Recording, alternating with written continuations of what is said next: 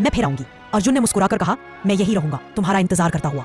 इसके बाद अमाया अक्सर किसी न किसी बहाने जंगल की ओर निकल पड़ती।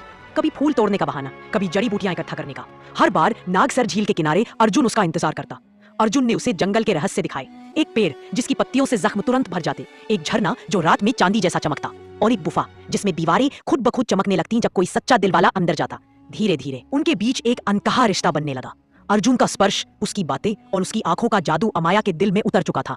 वह जानती थी कि ये रिश्ता खतरनाक है, लेकिन वह खुद को रोक नहीं पा रही थी।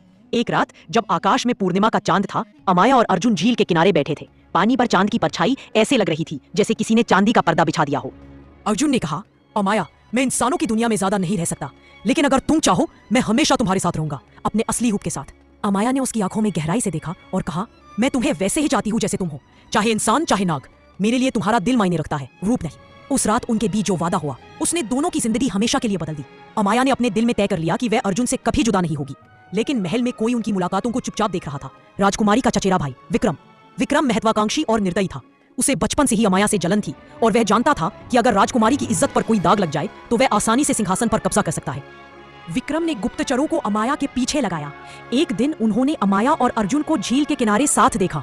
अर्जुन का चेहरा इंसानी था, लेकिन उसकी आंखों की सुनहरी चमक देखकर वे डर गए। विक्रम ने ठान लिया वह इस रहस्य को राजा तक पहुंचाएगा, लेकिन सही समय का इंतजार करेगा। कुछ हफ्तों बाद अमाया ने महसूस किया कि उसके भीतर एक नई जिंदगी पल रही है। पहले तो उसे यकीन नहीं हुआ, लेकिन जब उसने जंगल में अर्जुन से मुलाकात की और ये बात बताई, अर्जुन की आंखों में खुशी की चमक आ गई। हमारा बच्चा दोनों दुनिया का होगा अमाया, अर्जुन ने कहा। शायद वही वो सेतु बनेगा जो इंसानों और नागों के बीच की दूरी मिटा देगा। लेकिन अमाया को पता था महल में इस बात का खुलासा होते ही सब कुछ बदल जाएगा। उसने तय किया कि अभी यह राज सिर्फ वही और अर्जुन जाने।